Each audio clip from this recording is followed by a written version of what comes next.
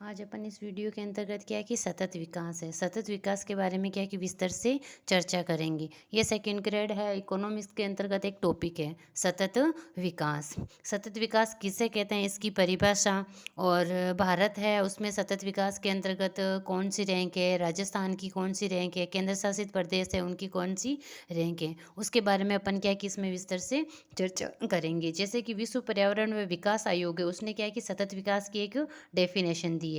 जैसे सतत विकास परिवर्तन की ऐसी प्रक्रिया है जिसमें संसाधनों का दोहन, निवेश की दिशा, प्रौद्योगिकी के विकास, संसाधन और संस्थागत परिवर्तनों की दिशा के बीच तालमेल हो, और जिससे मानवीय आवश्यकता व अपेक्षाओं को पूरा करने के लिए वर्तमान व भावी क्षमताओं में वृद्धि हो।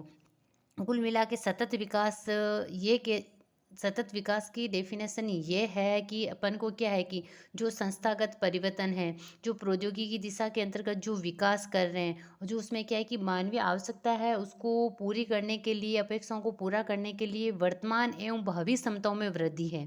क्योंकि जो भी अपन दोहन कर रहे हैं अभी किसी चीज़ का, चाहे वह खनिज पदार्थ हो, चाहे क्या है कि खनिज पदार्थ हो सकते हैं, जल संसाधन हो सकते हैं जो क्या है कि सीमित हैं। उन सीमित संसाधनों का क्या है कि सतत विकास कर रहे हैं, सतत उनको क्या है कि उपयोग कर रहे हैं, तो उस उपयोग इस प्रकार उपयोग किया जाना चाहिए कि भावी पीढ़ी भी क्या कि उससे वंचित न रहे। क्योंकि अपन अगर इस कोई चीज़, जैसे कि अपने क्या है कि पेड़ काट रहे हैं, लकड़ी काम में ले रहे हैं, तो अपन को ये करना चाहिए कि सतत विकास के अंतर्गत वो अपना विकास तो हो ही रहा है लेकिन एक पेड़ काटने के स्थान पर अपन को क्या है कि 4 पेड़ लगाने चाहिए। जिससे क्या है कि उनकी जो क्या है कि सीमितता या उनका जो नुकसान है वो क्या है कि आने वाली भावी पीढ़ी को नहीं चुकाना पड़े।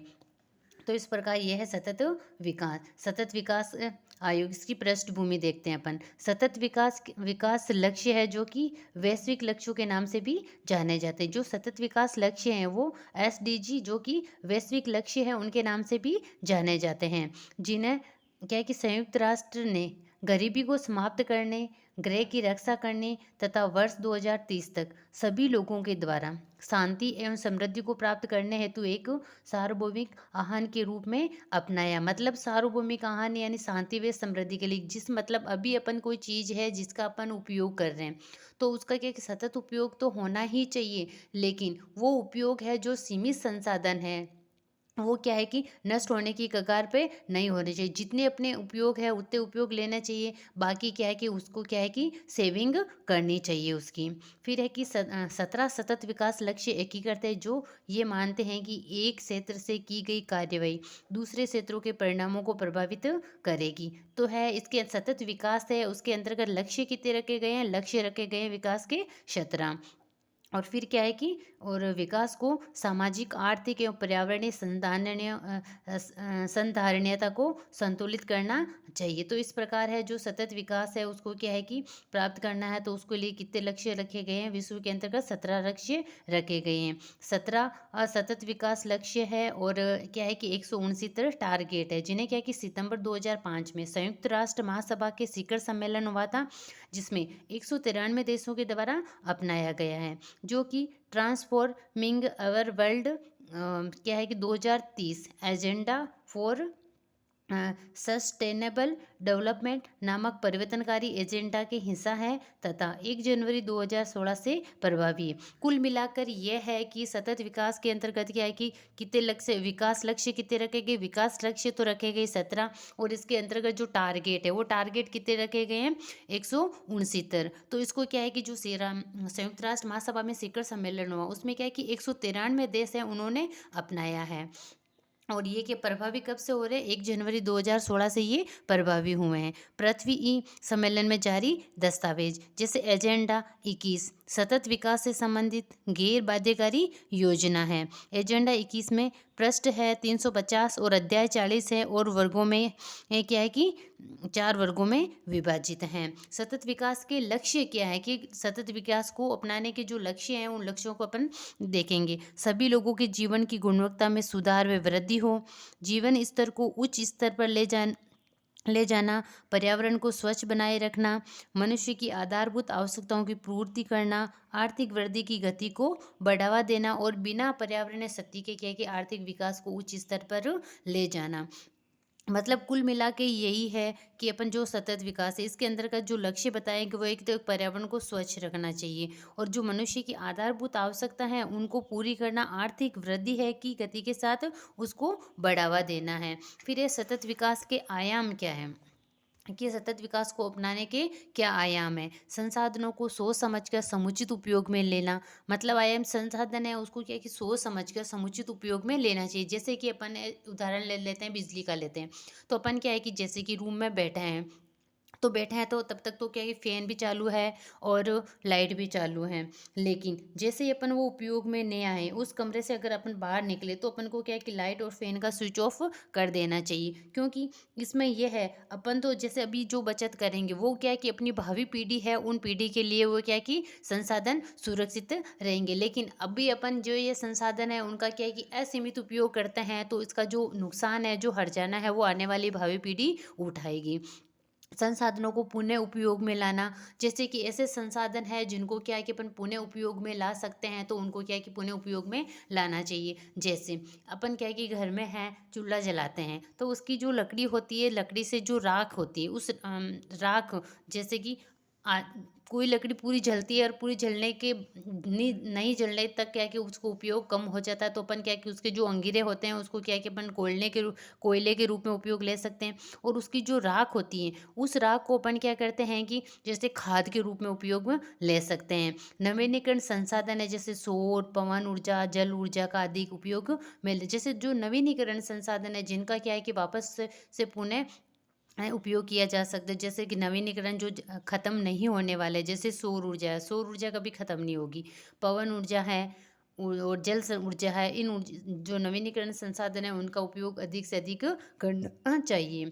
फिर है सतत विकास की आवश्यकता, क्योंकि सतत विकास है उसकी आवश्यकता क्यों पड़ी। एक तो है कि प्रदूषण एक बहुत बड़ी चुनौती है, कि प्रदूषण है उसको बचाना है, तो अपन को क्या है कि सतत विकास की आवश्यकता पड़ी। जैसे प्रदूषण के अंतर्गत वायु प्रदूषण भी आता है, जल प्रदूषण भी आता है, भूमि प्रदूषण भी आता है। वन व खनिज संसाधनों का तीव्र गति से दोहन हो रहा है, इनकी सुरक्षा करना अति आवश्यक है। जो वन और खनिज संसाधन है उसका क्या है कि मानव इतनी तीव्र गति से उसका दोहन कर रहा है कि आने वाले समय में ऐसा लगता है कि उसका क्या है कि अपन को ये जो चीज़ है वो दुर्लभ हो जाएगी, तो उसको उसकी सुरक्षा करने के लिए भी अपन को क्या है कि सतत विकास की आवश्यकता पड़ी। फिर है जैव विविधता लुप्त हो रही है, जैसे कि मनुष्य है वनों को काट जला रहा है, वनों को जला रहा है, उसको क्या है कि कृषि उपयोगी जमीन बना रहा है, तो जैव विविधता मतलब है कि जैसे वनों के अंदर का जो जड़ी बूटियां प्राप्त हो रही है वो जड़ी बूटियां लुप्त हो जाएगी। और बाकी है जो वनों के अंदर जो जीव जंतु रहते हैं, वो जीव जंतु क्या है कि वहाँ से लुप्त हो जाएगी, तो इसको बचाने के लिए भी अपन क्या है कि सतत विकास की आवश्यकता पड़ी। निर्धनता, बेरोजगारी, जनसंख्या वृद्धि, ये सब चुनौतियां हैं, तो इन चुनौतियों से अपन को क्या है कि जूझना ना पड़े, इन चुनौतियों को अपन क्या है कि दूर करने के लिए क्या है कि सतत विकास को अपनाया गया है। फिर है अंतर्राष्ट्रीय स्तर पर सतत विकास के गोल्स, जो अंतर्राष्ट्रीय स्तर है उस पर क्या है कि सतत विकास के गोल कितने हैं। जैसे संयुक्त राष्ट्र के सभी सदस्यों ने वर्ष क्या है कि 1 सितंबर 2015 में सतत विकास एजेंडा है 2030 के लिए 17 गोल्स को अपनाया था। क्या है कि जो अंतर्राष्ट्रीय स्तर पे उस पर क्या है कि 1 सितंबर 2015 से 2030 तक के लिए क्या है कि 17 गोल्स को अपनाया गया है। इन गोल्स की प्राप्ति हेतु क्या है कि 15 वर्षीय योजना बनाई गई। 15 वर्षीय योजना कैसे बनाई गई, जैसे 1 सितंबर 2015 है 2030 तक, तो क्या है कि 15 वर्षीय योजना बनाई बनाई गई है। और इसमें क्या है कि सदस्य देश कितने हैं, 193 सदस्य देश हैं, और टारगेट इसके अंतर्गत रखे गए 169। और ये लागू कब से हुआ था, क्या कि ये जो लागू होना है वो हुआ था 1 जनवरी 2016 को हुआ था, और अपनाया 2015। पूर्ण करने का वर्ष क्या है, 2030। तो क्या है कि ज़्यादातर क्वेश्चन बनने के चांस यही भी होता है कि अंतर्राष्ट्रीय स्तर पर कितने गोल हैं, उन गोलों को कब तक प्राप्त करना है, कितनी वर्षीय योजना बनाई गई है, उसमें कितने सदस्य हैं, और उनके टारगेट क्या है, वो कब लागू किया गया था, उसे अपनाया कब गया था, पूर्ण करने का वर्ष क्या है। ये इतने है, देखो कि ये एक पैरा है, उसमें क्या है कि कम से कम है कि 10 से 15 क्वेश्चन बन जाते हैं कि यह अंतर्राष्ट्रीय स्तर पर सतत विकास के गोल्स कितने हैं, तो 17 गोल्स हैं। कब तक इसको क्या है कि अपनाने पूर्ण करने का है, तो 2030 तक पूर्ण करने का है। ये कितनी वर्षीय योजना है, तो 15 वर्षीय योजना है। इसके अंतर्गत 193 सदस्य हैं, टारगेट 169 है, और फिर क्या है कि ये 1 जनवरी 2016 को से अपनाया गया था। लक्ष्य प्राप्ति है 31 दिसंबर 2030 तक है, और इसकी अवधि कितनी बताई गई, 15 वर्षीय है। सिद्धांत पीछे कोई भी ना छूटे, इसका सिद्धांत क्या है, सतत विकास है उसका क्या है कि सिद्धांत क्या है कि पीछे कोई भी ना छूटे। मूल उद्देश्य है गरीबी अशिक्षा को मिटाकर जीवन स्तर में सुधार करना। जो सतत विकास है उसका जो मूल उद्देश्य है ना, वो क्या क्या है कि गरीबी अशिक्षा है उसको मिटाकर जीवन के स्तर में क्या है कि सुधार लाना है। तो इस प्रकार जो सतत विकास के लक्ष्य हैं, तो कितने लक्ष्य बताए गए हैं, उसमें क्या है कि लक्ष्य बताए थे, उसके टारगेट कितने थे, ये टारगेट तो 169 थे, और लक्ष्य कितने रखे गए थे, 17 रखे गए थे। जो क्या है कि देखो, पहला लक्ष्य था गरीबी का अंत। तो ये क्या है कि इससे संबंधित कोई भी ऐसा आ सकता है, गरीबी का अंत करना, और उसका है कि बेरोजगारी को जैसे कि उसको दूर करना, तो गरीबी का अंत, इसके अंतर्गत टारगेट कितने रखे गए हैं, 8 रखा गया। फिर है भूखमरी समाप्त करना, मतलब कोई व्यक्ति भूखा नहीं रहे, उसकी भूखमरी समाप्त करना, उसमें कितने टारगेट रखे गए हैं, 8 रखे गए हैं। फिर है आरोग्य एवं कल्याण, उसके अंतर्गत 13 टारगेट रखे गए हैं। फिर है चौथा है गुणवत्तापूर्ण शिक्षा, इसमें 10 रखे गए हैं। फिर पांचवा क्या है कि लक्ष्य क्या रखा गया, लैंगिक समानता, उसके अंतर्गत 9 टारगेट रखे गए थे। और छठा है शुद्ध जल व स्वच्छता, इसमें 8 टारगेट रखे गए हैं। फिर है सातवां किफ़ायती एवं स्वच्छता, इसमें 5 रखे गए हैं। फिर आठवां है सम्मानजनक कार्य एवं आर्थिक विकास, इसके अंतर्गत कितने टारगेट रखे गए हैं, 12 टारगेट। फिर है नौवां है उद्योग नवाचार एवं अवसंरचना, इसके अंतर्गत 8 टारगेट रखे गए हैं। फिर है कि असमानताओं में कमी लाना, 10वां कौन सा है, असमानता में कमी लाना, इसमें रखा गया 10 टारगेट। फिर 11वां है संधारणीय शहर व समुदाय, इसमें 10 टारगेट रखे गए हैं। 12वां है उत्तरदायी उपभोग एवं उत्पादन, 11 टारगेट रखे गए हैं। फिर 13वां है जलवायु कार्यवाही, इसमें 5 टारगेट रखे गए हैं। 14 है जल में जीवन, 10 टारगेट रखे गए हैं।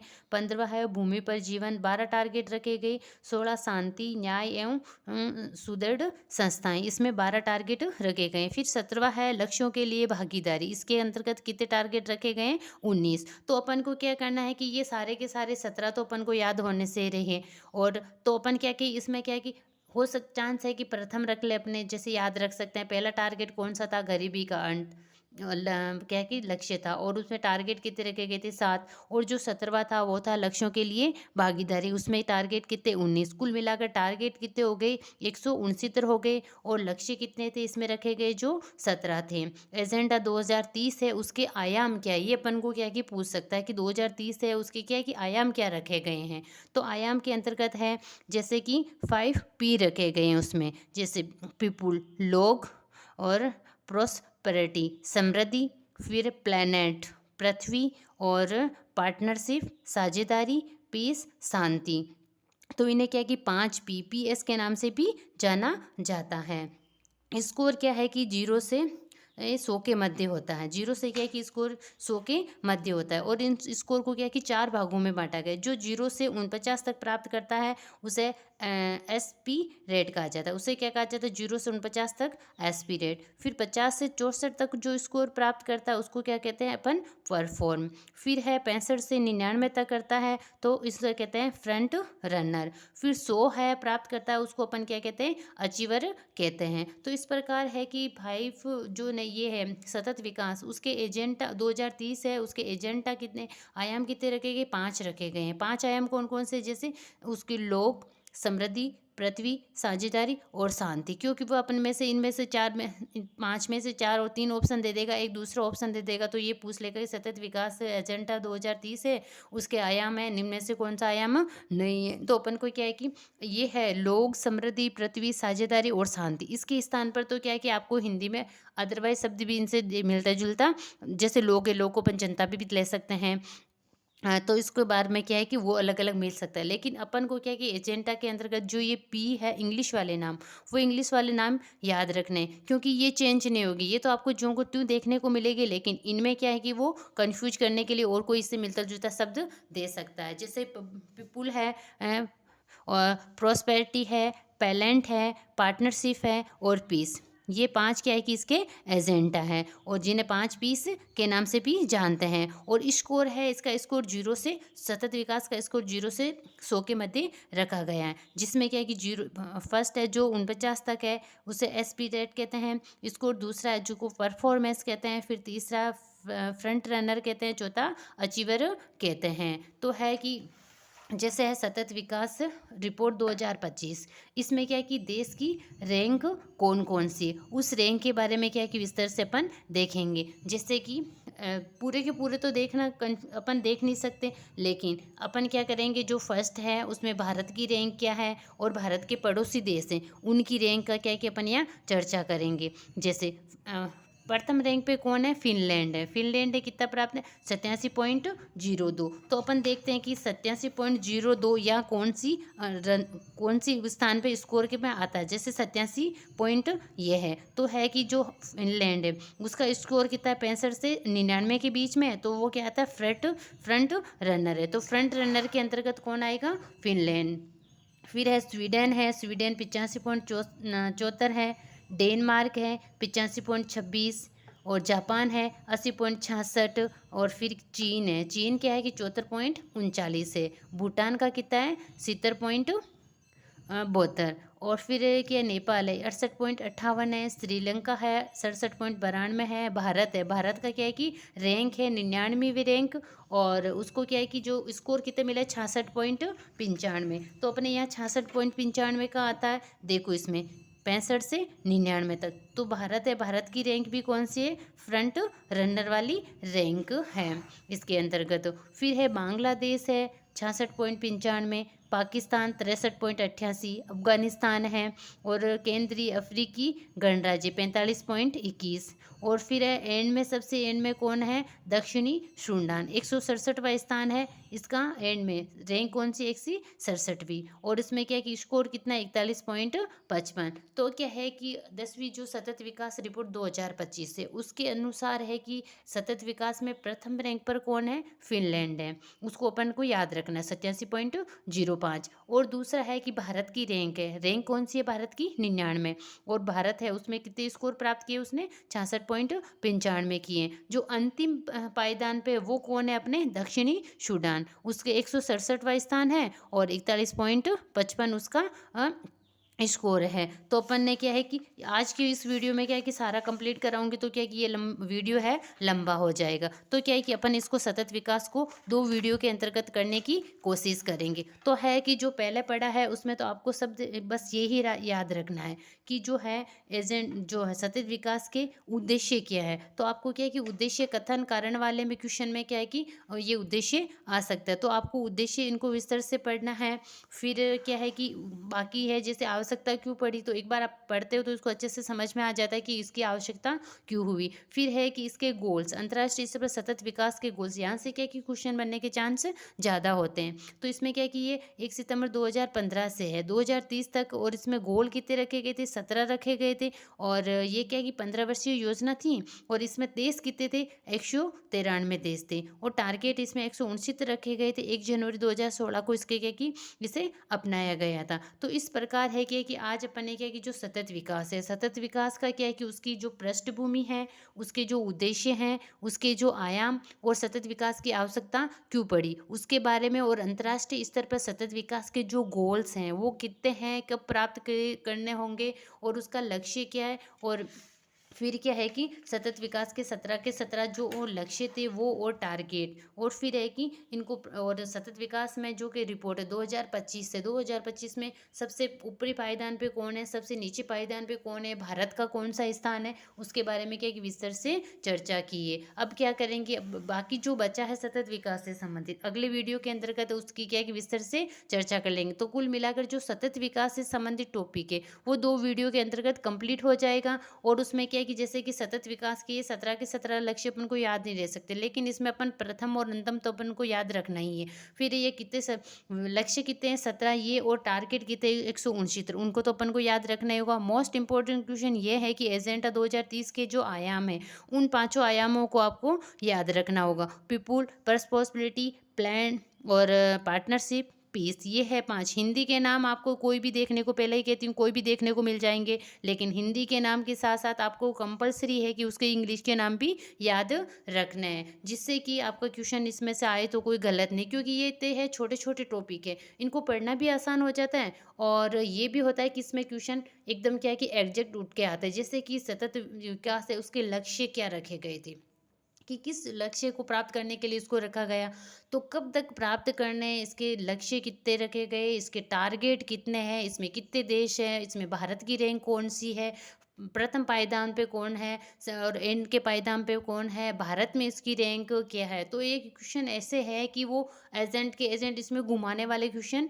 नहीं आ पाएँगे। तो अगर इनमें से अगर कोई क्वेश्चन आता है, तो आपके लिए वो क्या है कि एक क्या है कि अच्छा है कि सब बच्चों से एक अलग वाला पायदान चला जाता है, इस तरह से हो जाता है, जिसमें कि अपन इनको क्या है कि अच्छे से नहीं, अगर ये साधारण से टॉपिक में से अगर क्वेश्चन अपन गलत करते हैं, तो क्या है कि अपन क्या है कि बाकी बच्चों से पिछड़ जाते हैं। एक ही क्वेश्चन अपन को क्या है कि आगे भी ले जा सकता है और एक ही क्वेश्चन अपन को क्या है कि उन बच्चों से पिछाड़ भी सकता है। तो इस प्रकार है कि जो सतत विकास है, सतत विकास के बारे में अपन आज जो चर्चा की, कल के वीडियो में अपन क्या है कि सतत विकास को कंप्लीट कर लेंगे।